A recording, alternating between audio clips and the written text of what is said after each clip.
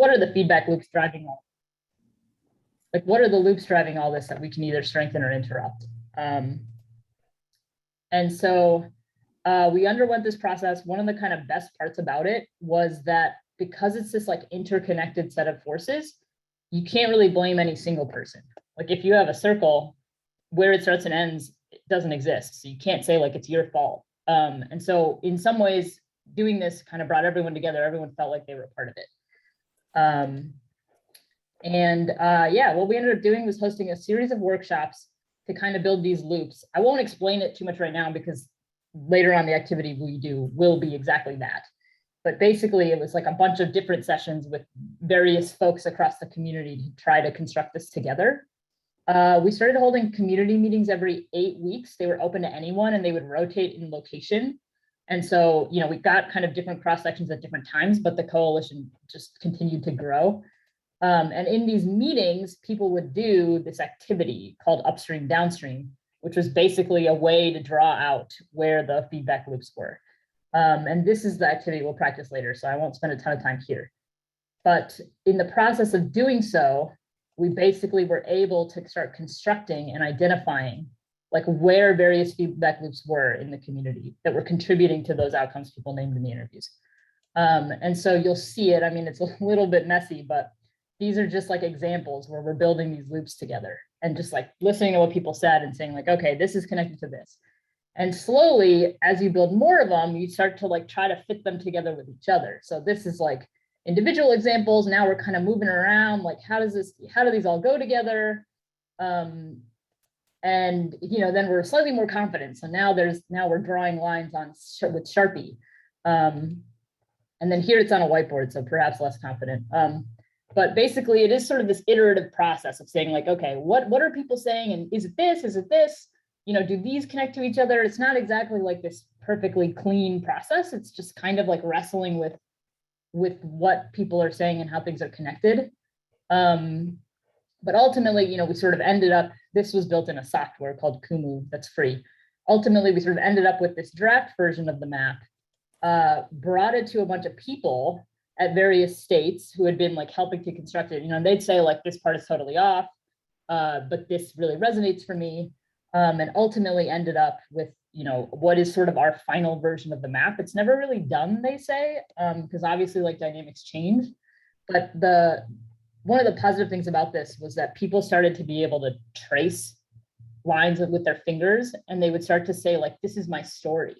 Or like, oh my gosh, this is exactly what my granddaughter is experiencing, and she's over here.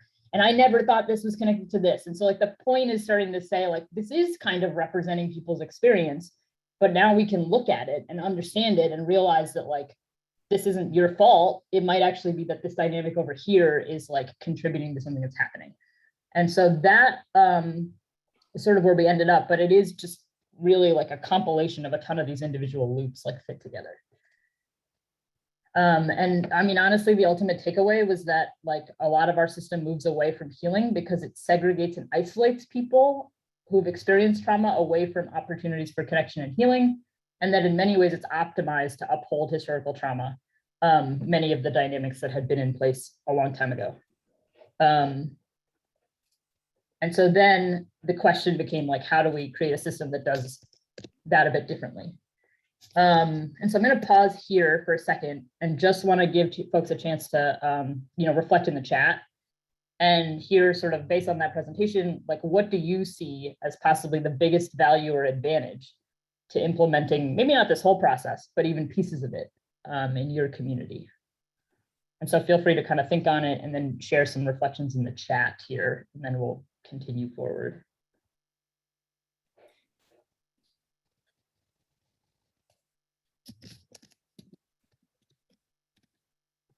And then, yeah, I think we can, I'm asking to see something about like, can you see a larger version of the map? There's actually like a interactive version in Kumu that you can click through and stuff that we can definitely share.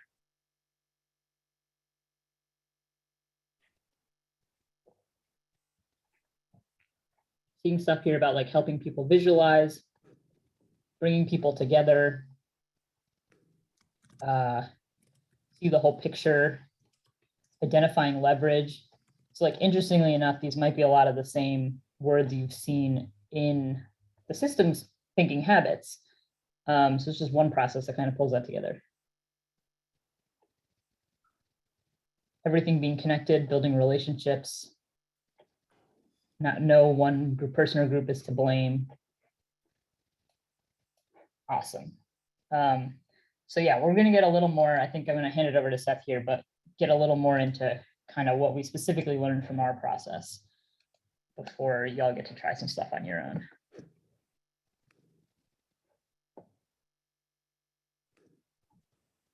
Sweet. Thanks so much, Vici.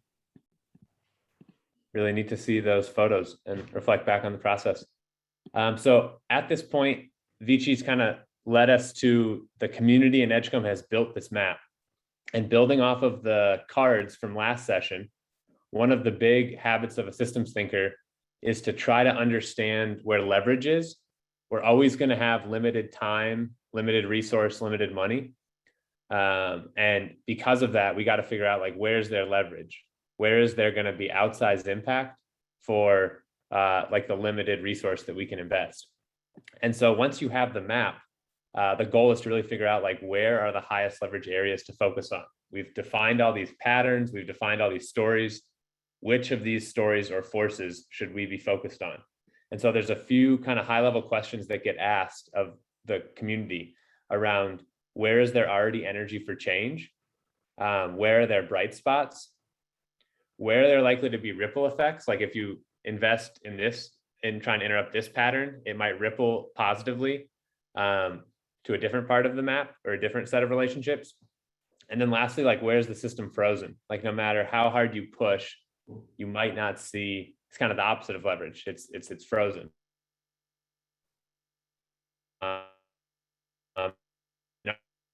Community that was on mental health, don't address it head on, find some indirect paths because people perceive it to be very, very frozen. But after having the map, we did what was called a leverage workshop. So community leaders, community members came together. Carrie Sipp of ACES Connection was actually in the room this day. She's on the call today. And it was amazing. Thanks, Carrie. And people were on the, spent the entire day at our public library digging in and saying like, answering these questions. Where is their leverage? Where is it frozen? Where is their impact for change? Where are their bright spots? And really identified three main areas of the map. And these three main areas of the map became our community strategy. The first was around learning, second, healing, and then third, connecting. So people locally would say learn, heal, and connect. But people said really clearly that we want to increase knowledge and awareness around trauma and resilience and adverse childhood experiences. And people said when you invest in knowledge building, that will lead to people starting to demand more restorative solutions. And that gets to the heal part. It will lead to people starting to demand, we need to be more healing.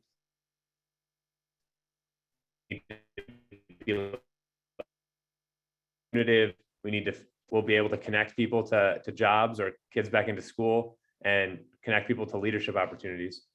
And one of the powerful moments of the leverage workshop was a couple community members and community leaders talked about that long-term, kind of this peer counseling model. Long-term, people who have experienced trauma and have healed are in the best position to provide healing for others. There's actually a gentleman in the leverage workshop who talked about going through some pretty intense traumas as an adolescent and being referred to like a doctor or a pastor or a lawyer and not really feeling like safety or connection with those figures in our community and wanting to have received support from people who had been through something similar to him. So that's kind of the overall strategy that the community in Edgecombe has defined: learning, healing, and connecting, and really anchored on this story. We got to. Hey Seth, I'm sorry to interrupt. You're breaking up some. If you turn off your camera, it might. I don't know if that's might be a possibility. Gotcha. Thanks so much. Is it with the video off any smoother? Cool. I think so. Thanks so much. Please keep letting me know if it breaks up. So yeah, just a couple of the core stories we wanted to share. The way you can read these feedback loops stories. And so you can literally just take your finger and point to any one of the factors on the map. You can start anywhere. And so if I point the upper left here, the core story our community defined was that we are seeing a lot of unaddressed trauma. And then you just read these plus and minus signs. So plus sign means this is going up in our community. Minus signs means it's going down. So if you start with unaddressed trauma, people in our community said we are seeing an increase in unaddressed trauma, which leads to less safe environments or stable relationships. And less safe environments or stable relationships lead to higher unmet physical, emotional, and social needs. And higher unmet needs lead to lower community capacity, like an ability is lower, that can lead to more unaddressed trauma. And so this was kind of the cycle of trauma that community members defined and was really like the core story that anchored the map. And then two other core stories is that there's a generational pattern where because of this, people don't have access to build executive functioning and social emotional skills or soft skills. And that can really harm you in a school setting or in a job setting. And so to respond to that kind of core story people had identified, we really invested in learning in our community. So about 13,000 people have been through awareness building trainings, 60 or 90-minute presentations, just a quick overview of what are adverse childhood experiences and what is resilience. And then about 700 people have been to a 14-hour Reconnect for Resilience training. And as part of that, we have a network of trainers, 23 leaders in our community who have been certified as trainers. And so this is trying to get to that point where people who have lived experience are in the best position to lead. Really diverse group, pastors, social workers, teachers, and this group of people deliver those trainings in our community and beyond. They're able to do Zoom trainings for anyone who would like. And then our community made resilience skill flashcards. So based on the Reconnect for Resilience training, there are 18 different skill cards that align to that curriculum. Has an image, and then on the back tells you how to do that tool. These can be printed as cards, flashcards, or posters. And then also have 10 breathing skills that can help regulate your nervous system and help bring your body back to balance. And then the other big story is around when people have stress and toxic stress, they often turn to negative coping behaviors such as substance use, disconnection, violence or aggression. And we meet that with punishment and isolation. So when a kid is struggling in school, our common response is to segregate or isolate them and send them to alternative school or expel them. Similar patterns are happening in adult settings, in jobs or employment. And the big idea here is that when we are segregating and isolating people, it is making the trauma worse. It's isolating people. So really community lifted this up and said very clearly, like, we got to shift away from being this dominant response of being punitive to being more restorative or being more healing. And one small example of this in our community is we have a biofeedback breathing program. It sounds very complex, but it's actually really simple. It clips onto your ear and can plug in, the sensor clips onto your ear and it can plug into a phone or a computer, and it'll actually tell you in real time. It'll give you feedback on your body, the biofeedback, where it tells you the state of your nervous system. So you can see up here, this is what it looks like when you're feeling frustrated, and below it's when you're feeling in a state of calm. And you just do breathing exercises 10 minutes a day. And if you do that for 6 weeks, it will positively impact the health of your nervous system. And so it's a training, it's not a therapy, but it's a training program. And right now it's mostly used by like elite athletes or NASA or the military. And we've been using biofeedback in a community-based setting in middle schools, the county jail, a juvenile detention center, community nonprofits. But that's what the clip looks like. And then that's what the free app looks like on the phone. And the first pilot we did back in 2019, the students who participated in it were students who were frequently kicked out of class or suspended for behavioral issues. and they had the opportunity to do biofeedback breathing every morning for 6 weeks. And they saw a 57% drop in anxiety symptoms over the course of those 6 weeks. Saw less time out of class, more time in class learning. And all the kids who did it said it improved their ability to calm down, and they wanted to continue doing it. And so we just wanted to share a couple of the core stories and a couple of the solutions that people in Edgecombe have built. And so before we go into breakout rooms with some prompts, we just wanted people to share in the chat if there was a part of the strategy that most resonates for your community, whether it's the learning, the healing and shifting away from punishment, or the connecting to jobs and leadership opportunities, or if it's really about the peer counseling idea of people who have experienced trauma are in the best position to provide healing for others. So feel free to share in the chat which of these areas of the strategy maybe most resonates for your community.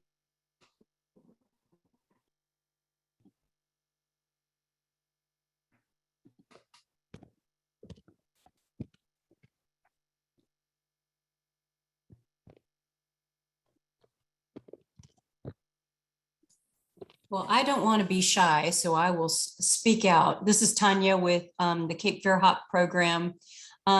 We're working on a healthy opportunities pilot, and there's a group of us that are on this training today. And all of these things work with our pilot. It's so hard to even try to pick out where it could help the most. We're newbies in this, and it's just fascinating, and I just wanted to share that. Thanks so much for sharing. And I mean, we feel right there with you. We feel in a lot of ways like the work is just beginning for us too.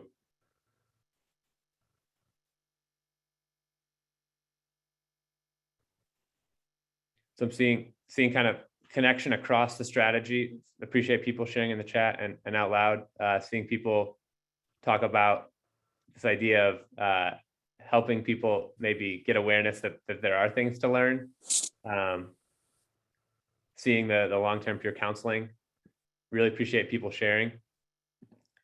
And so want to give a chance here to do specific breakouts with people in your community around, are there solutions that your community is already seeing success with in like alignment to any of these areas? Are there any new solutions you would like to try? And we'll drop this in the chat also, and give you a chance to go into breakouts.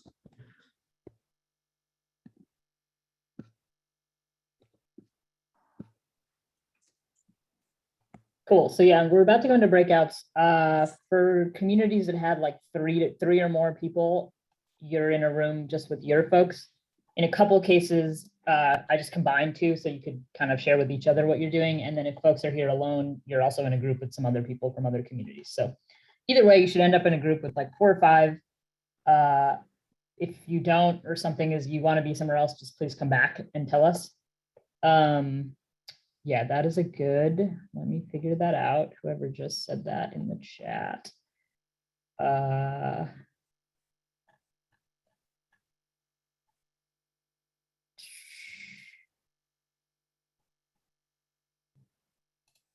Can you, yes. Okay, cool. So this should be good. And I think we're coming back in what time, Seth? We'll come back at 10 a.m. Cool. Okay. And then yeah, the prompts are in the chat. And we'll be back soon.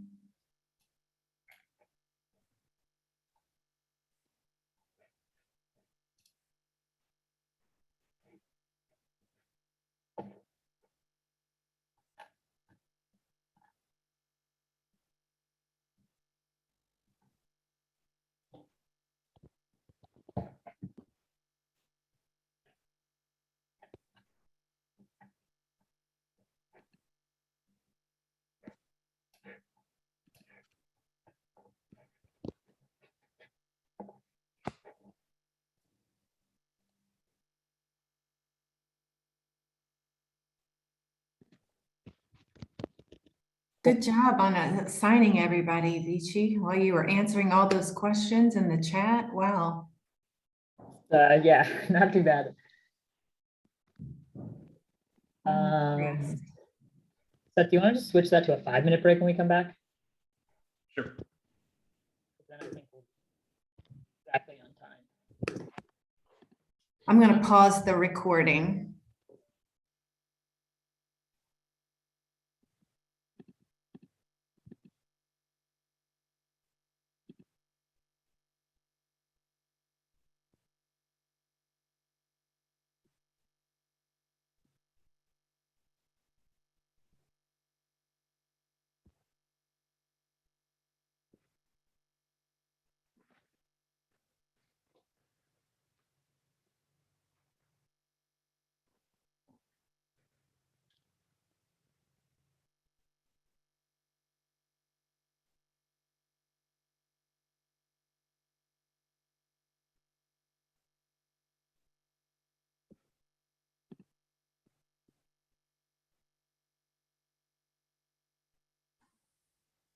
Seth, that was great. Thanks. We I'm so just glad. got such a beautiful example from Rockingham County, Lissette. Yeah, this is great. I want you to do this for all of Paces Connection. I want you to do it with CTIP and Paces Connection. I'm going to have to jump off the call early because I have a weekly call with the CTIP folks. Uh-huh. But this would be so good for our entire, national community.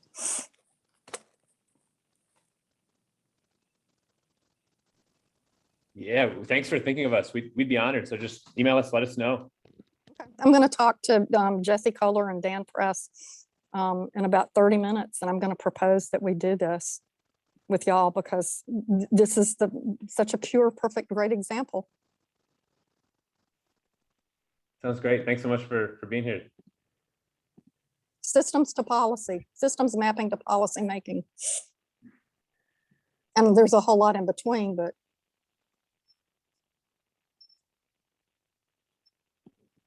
Yeah, definitely the next frontier. So welcome everyone back. Hope you had some good opportunities for connection in your breakout. If you are interested in getting access to either of the solutions that are happening locally in Edgecombe, either the resilience or breathing cards, please shoot me an email and I can share information about how to get your own posters and packs. And then if you'd like to get access to the biofeedback guide, you can do that on our website. We'll also email this out after the session is over.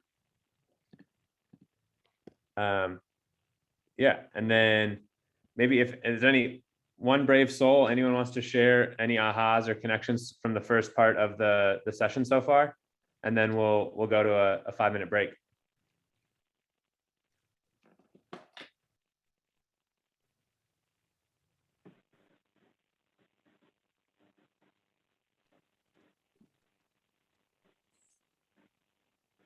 Seth, I was saying that the way that Lissette and Rockingham County did this was profound and wonderful because they started with the families with whom they were serving, and then took it through the learning and then took it to the system and got a solution. Maybe if Lissette would be willing to share that. I don't mean to be volunteering you, Lissette, but I do too, because it was just so good. Sure. So this is very much a team effort. Daphne now, who's with NCPC, we just really we really wanted to center equity, and the way that you center equity is ensuring that folks who are impacted by the systems that we are leading have a seat at the table and have a plate to eat from. And so in order to do that, we had to create a council of families who are being supported by our various programs. So early childhood educators, families receiving services through home-based visiting, to feed back into what programs are working currently in our agency. How can we be more equitable? How can we best support families' needs, not assuming what their needs are, but allowing them to tell us what those needs are. And then we realized that our larger community, this information needed to be shared across the board. It really does take a village to support the young children in our county everywhere. And so we wanted to ensure that our stakeholders, the folks that we partner with, also are hearing feedback from families. So very much that feedback loop approach. I love that I get to see it in the systems mapping and have a little more tools for the toolbox as we connect with community partners. But yeah, that's kind of an overall summary of what we've got going on in Rockingham County. But you did the implicit bias study with the people who were providing services, and that was such an important part of it, it sounds like. Right. So families had identified that systemic racism and interpersonal racism is one of the needs that they want to see addressed in our specific county. And so we shared that with our community leaders and stakeholders. And we had families come up with strategies of how they want to see systemic racism addressed in our county. And one of the examples that they provided was ensuring that the folks who work within the Department of Health and Human Services, that it would be helpful for them to receive implicit bias training, training around, systemic racism. And so the Director of Health and Human Services decided that she's going to work on getting her entire team at the Department of Health and Human Services implicit bias training to kind of start the work. So our community leaders and partners are hearing what families are saying, and we're seeing subtle changes to some of the things that they're doing internally. That's incredible. Thank you so much for sharing, and just such a neat example of like centering community voice and getting families to be at like the top of that power structure decision making. Really cool. And then small practice we work to do at ROI is adults or any human shouldn't sit for more than an hour. So we hit the hour mark, so we should take a quick break. Feel free to get up, stretch, get a drink of water, move your body, and we'll come back at 10:12 a.m. for an oddly specific time. And in the second half, get ready to buckle up, fasten your seatbelts, because we're going to do a loop building activity together. So feel free to turn your video off, and we'll see you back in 5 minutes.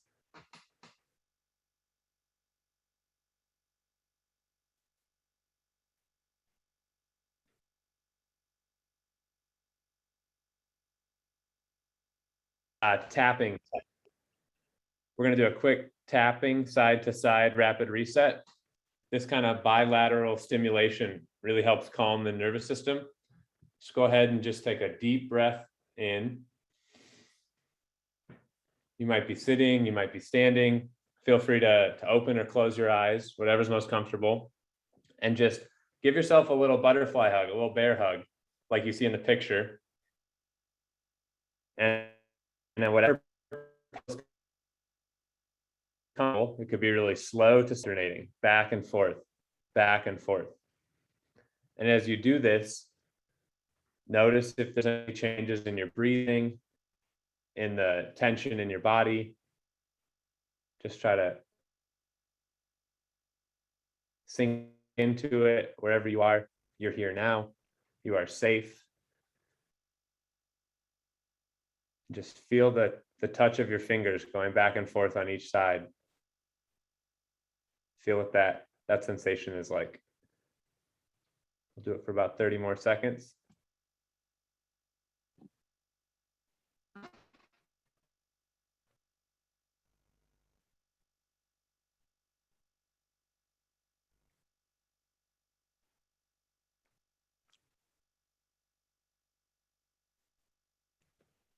Nice.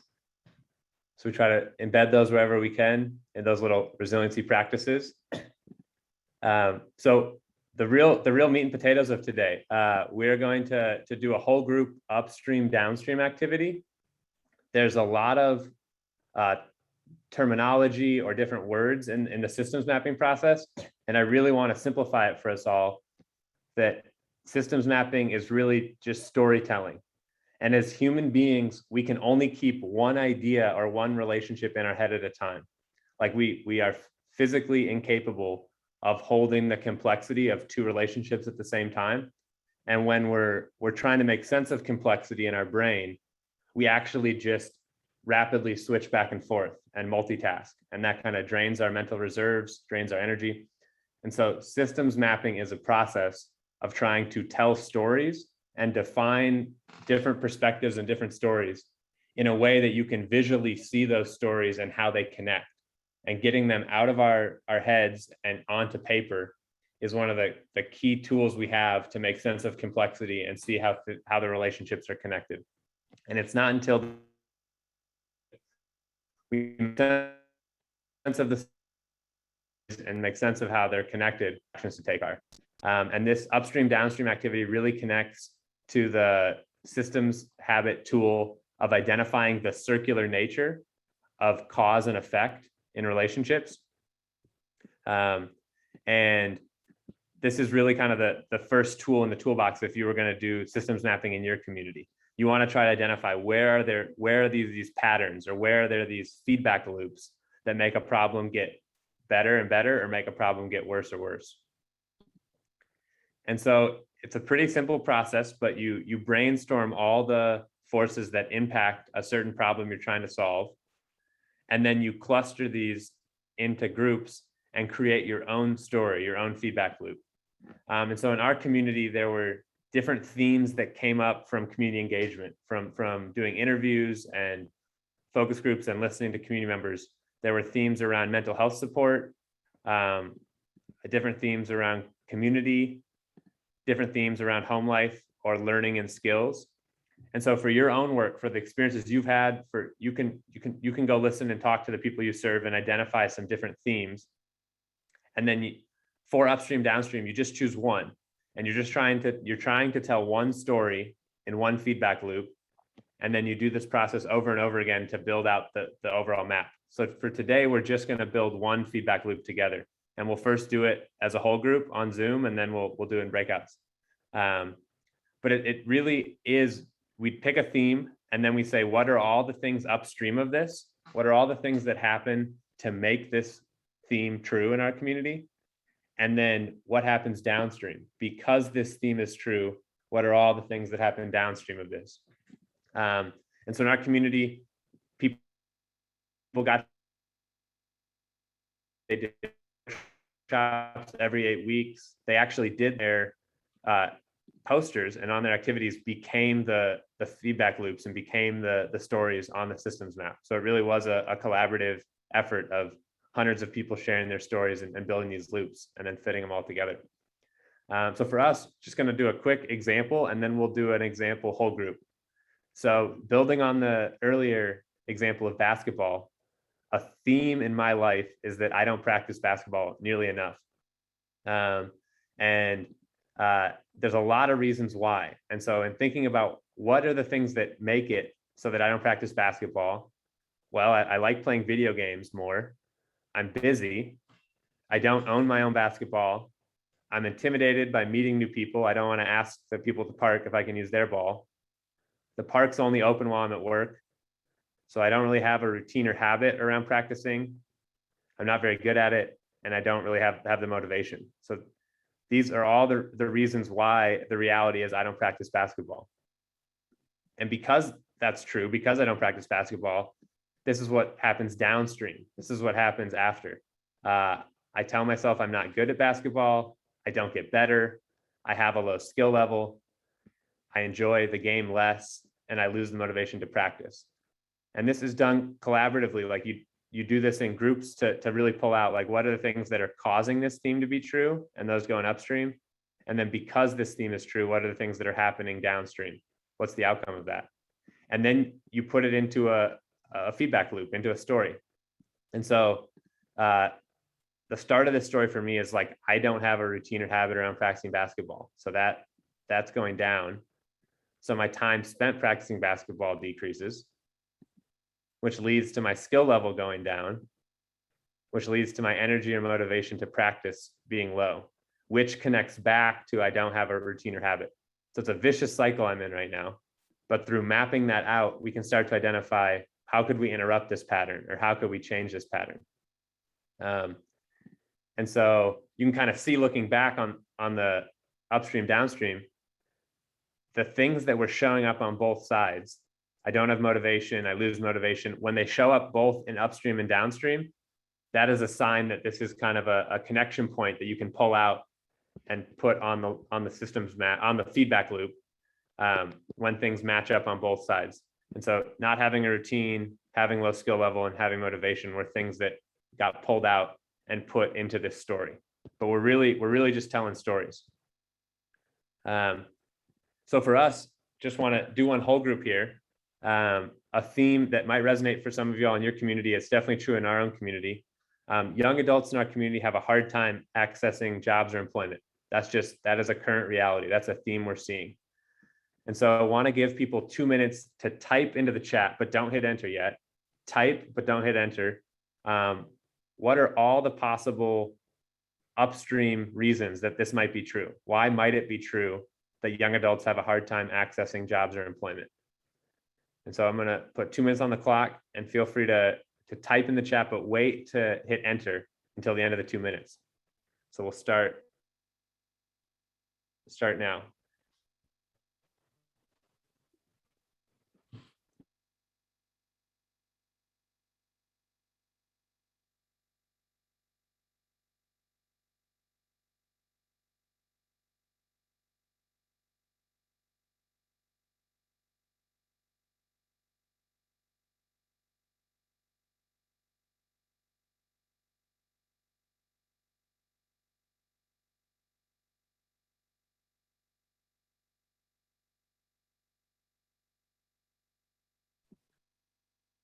So about 60 seconds left.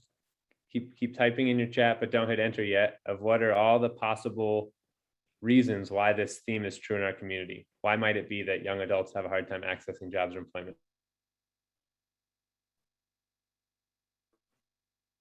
We'll hit enter and see how the answers come through.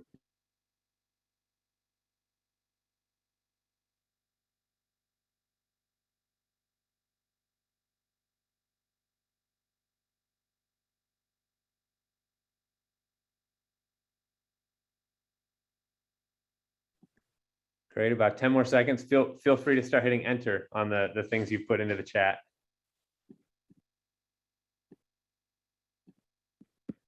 And look at this wisdom coming through. So we're literally just going to start putting some of these as upstream causes. We're seeing youth have few skills employers want, the school schedule, the lack of soft skills, barriers with transportation, lack of experience, unrealistic about pay scales. And what's really powerful about this process is the wisdom of the group. So, in a very short amount of time here, we're generating a massive amount of information of what are all the upstream causes that make this reality true in our community. Really appreciate everyone sharing here. A lot of people mentioning transportation, barriers around COVID, and downsizing, employers downsizing, talking about soft skills and social skills gaps, motivation, barriers in the actual, like, how do I apply? Interviews.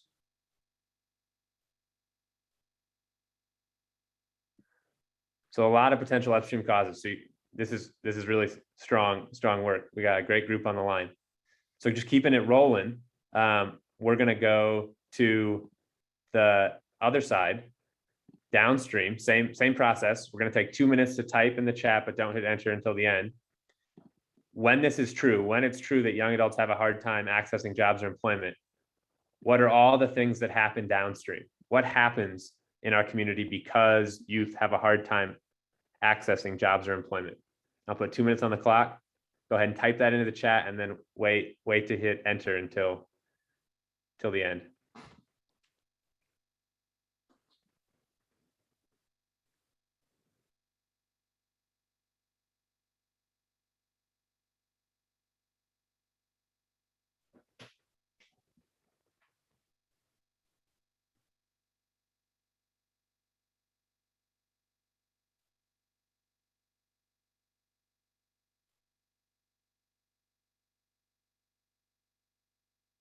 About 60 more seconds.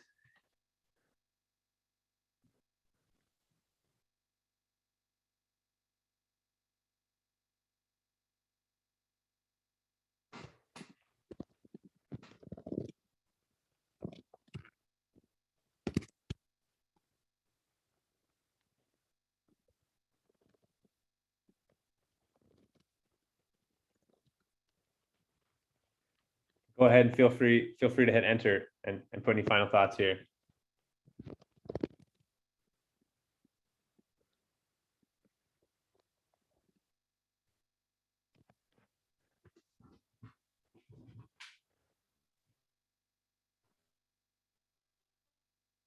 Just the wisdom in the group. And again, you're seeing that so much wisdom. The answers are often already here. We just might not have the space to access them. So this is really good. We're seeing challenges around mental health, kids getting depressed, economy suffering, poverty, higher unemployment, seeing things around criminal activity or gang activity,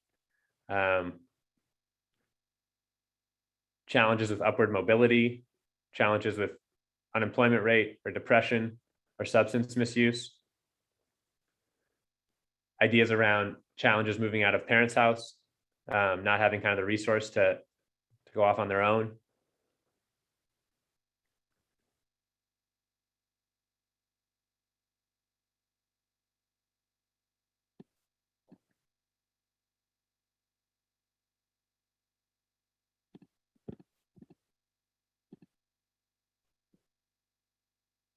Huge thank you, Vici, for helping us get all these.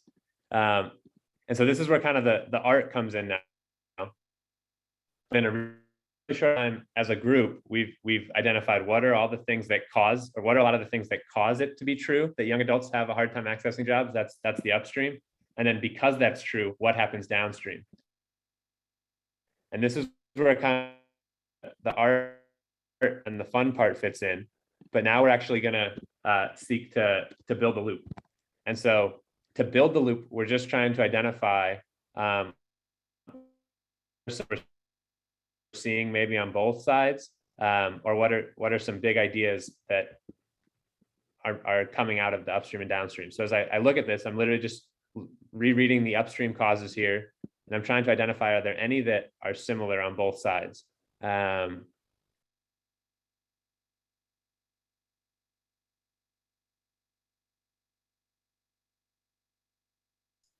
Experience. Great. Yep, so we got lack of experience for bolding. Those are showing up on both upstream and downstream. People are putting in the chat, soft skills are on both sides, and mental health is on both sides.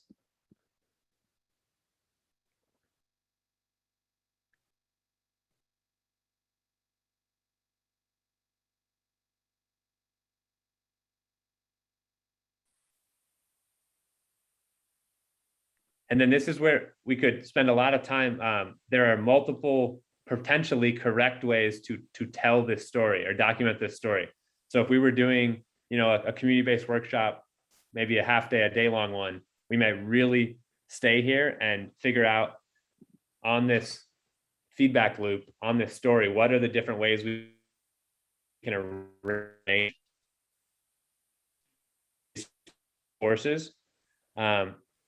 Seth, you're Let's still start. breaking up. Could you say that last thing again? Thank you so much for letting me know. Is it still breaking up? Not at this moment. Great. Please keep letting me know. Must not have the best internet out in Nash and Edgecombe today. But yeah, what I was just saying is, if we were doing a half day or full day workshop, we might really dig in here, and there's many different ways to correctly construct the story of what's happening in our community around why young adults are having a hard time accessing jobs or employment. I'm just going to take a stab at one of story based on what people have shared here. So because lack of experience is bolded on both sides, I'm going to put lack of job experience. And when I'm going to put a plus sign, so when there's like an increasing lack of, or I might just frame it as job experience to make it easier. So when we don't have job, when youth don't have job experience, what leads to that? And when we don't have job experience, it makes it less likely that employers are willing to hire. So I'll label this as employers' willingness to hire. So less job experience means it's less likely that employers are willing to hire. Now, when employers are less willing to hire, what happens next? And so potentially, if they're not willing to hire, youth accessing jobs or like obtaining, youth, like it's simple, youth getting hired for jobs goes down. And when less youth are getting hired for jobs, that can lead to these mental health challenges, to skill barriers. So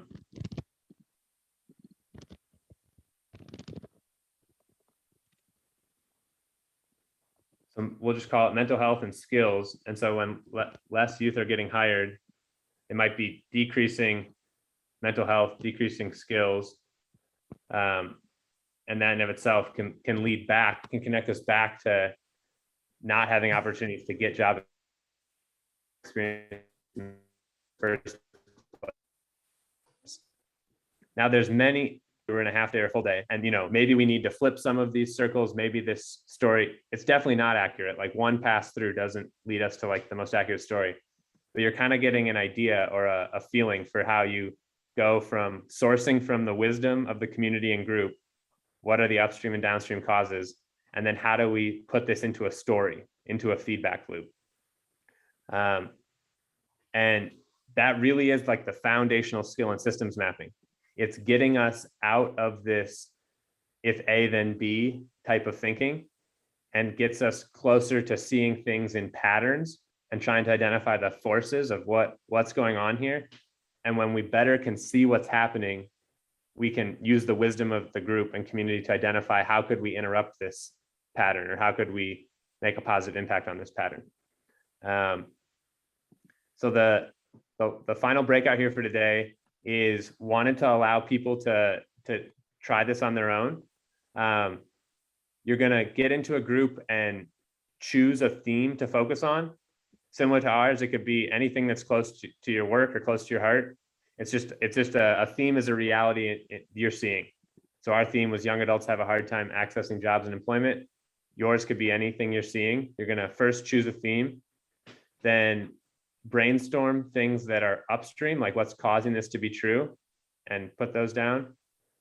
Brainstorm things that happen downstream because that theme is true, what happens as a result, and then share those out loud with your breakout group and look for commonalities and try to circle or bold where are things that are showing up on both sides, both upstream and downstream.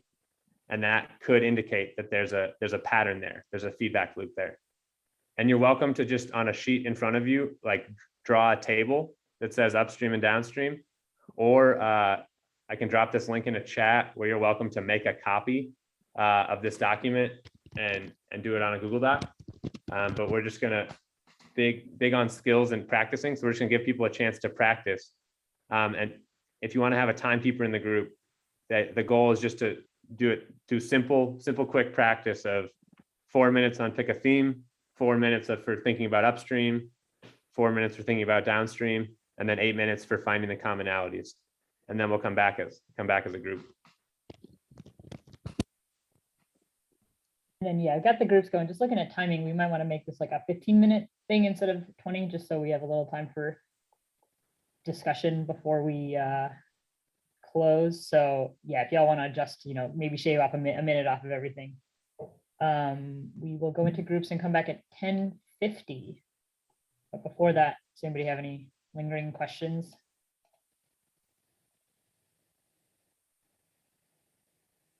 Cool. I'm gonna open the rooms and we'll be back shortly.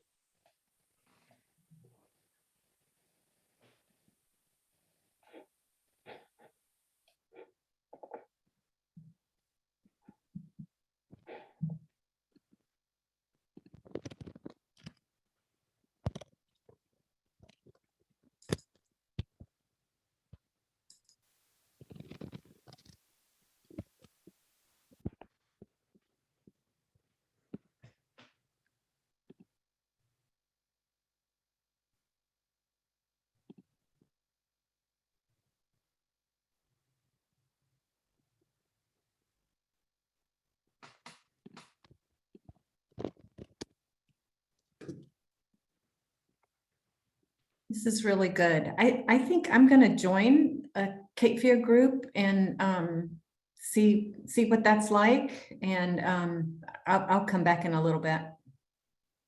Great.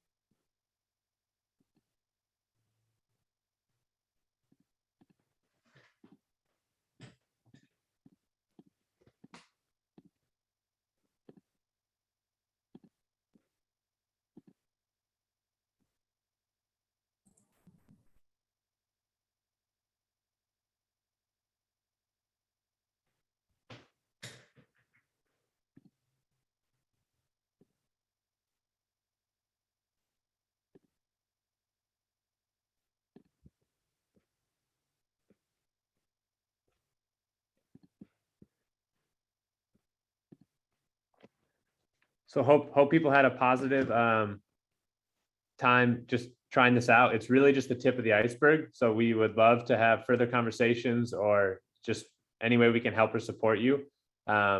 We've found it to be really transformative to like do this process with community members and community leaders. So at the end of today, we'll share our contact, and please get in touch for any way we can support or help. I'll pass it over to you, Vici. Sweet. So yeah, the time just totally flies. So hopefully we'll have a couple minutes at the end for questions, but just wanted to make sure to touch on something. A lot of people had asked at various points, just wanted to hear more about strategies for increasing community engagement, specifically like if we're doing activities like this, how do you actually reach more folks to participate? And so just wanted to quickly share like a couple of strategies that have worked for us or for other collaboratives that we've learned from.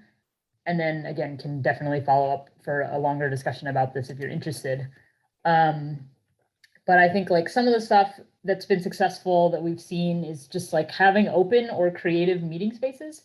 And so like, as we had said at one point, like we still do these quarterly open community meetings. And it's just really explicit that like anyone can come. And a lot of times like that's people's first entry point into the collaborative. And then they're like, oh, that was really fun. Like, how else can I go to these things? So that's been pretty helpful. There are people in the community that just like know everyone. And so we've started to ask, and actually one of them, I don't know if he's still on here, but Naeem Akbar, who is part of our collaborative, is one of these people. And it's just like really reaching out to people like Naeem and being like, do you want to host this meeting, or can you invite us? Or like, do you have a space and we can do our activities in that space? Like, is there meetings that are already happening? And could we just show up for 10 minutes on the agenda and do an activity like this? So just like not necessarily needing to own or convene, but just like going where the energy already is. And literally like you could show up at any meeting and do upstream, downstream in like 10 minutes. And so it could just be like popping around to different existing spaces, doing something like this, having people's input, and like you never had to do all the coordination yourself. That was definitely something we were doing early on. And then one thing that's been helpful for us in terms of just like sharing decision-making power is constructing a community board. And so we, for the last 3 years, I think, have had a community board in place that meets about every 6 weeks. And they provide a lot of guidance on saying like, are the things that ROI is doing aligned to the strategy we all agreed on before? And so they represent a lot of different perspectives. They were nominated by this like open community nomination process. And this is like a pretty helpful way for us to just continue to reflect on the strategy and say like, are we still taking the high leverage actions that everyone said we should? And these folks also often are able to connect us to like spaces that we maybe should be engaging more, but aren't, or pointing some of that stuff out. And we can share like the process for constructing that as well, if that would ever be helpful. And then another core value is just like valuing people's time in many ways. So one way is like always compensating people and at a fair rate. Whether that's like with gift cards or, you know, like actual payment. But pretty much at this point, like any meeting, anytime we ask for input, like people get compensated for it.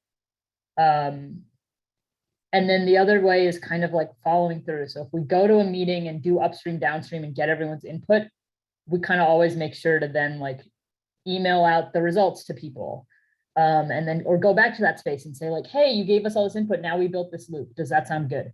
And I think like closing the loop is one of the bigger things. Like very often we extract information from people and never tell them what happened with it. And it's, but something did happen. And so it's like making sure to go back and say like, hey, I asked you for this and this is what we did. Now can you like tell me this next thing? And it's like people are now part of the whole process. And then finally, like you don't always need a meeting. So, and we probably all know this now because of COVID, but there's like a lot of other ways to get input. And so like, it's a lot sometimes for people to show up to a space in a meeting, but they might be able to on their own time, like contribute to a Jamboard or like do a survey, or, you know, there's like various other electronic tools. So I would just get creative too of like, how can I engage someone without necessarily having them be at a meeting and then like compensate them for that too. And so that's just like ways to get a lot of perspectives. So yeah, again, that was kind of quick, but can definitely like talk more. I also imagine many of you on the call have your own like great strategies for this. So, you know, this isn't like definitely the only set of ideas. And so, yeah, I don't know, Seth, if you would add anything before we maybe take a couple questions. No, that was great. Just want to open it up and really glad we got to spend the morning with people. Yeah, not a ton of time, but if anyone has like one or two folks have questions or comments, would be happy to open it up. I did want to reassure people that we can share the slides from today's presentation. So I just, that was a question that came up early on. Yeah, definitely. Definitely can share anything.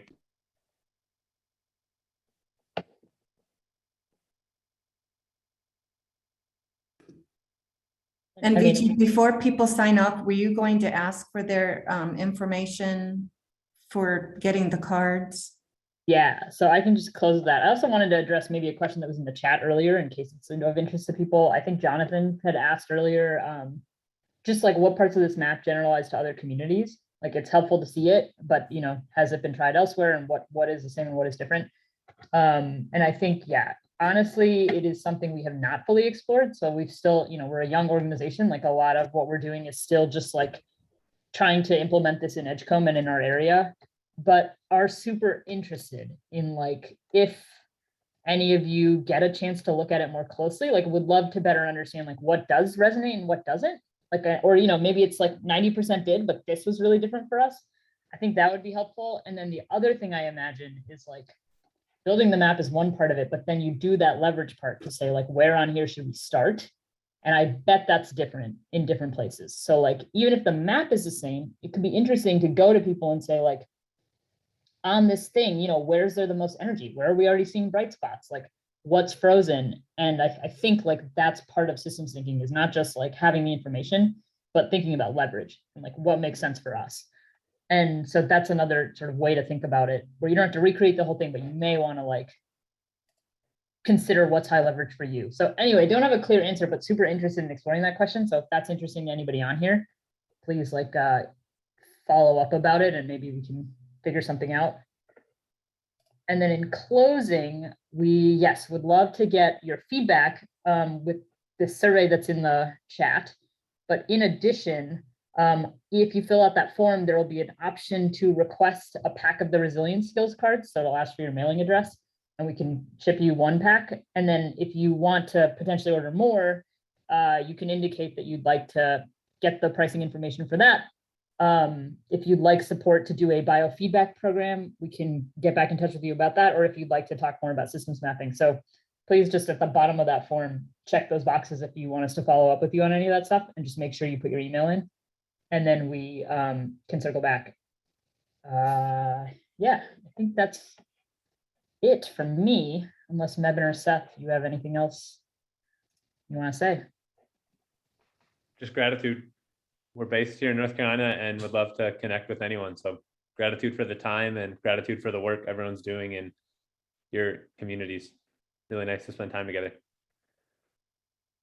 And I'll just thank everybody for making time for this. Seth and Vichy, this was wonderful. I learned so much, and it was, you presented in a way that really helped us understand sort of the basics and then dig into it. And I love the practice.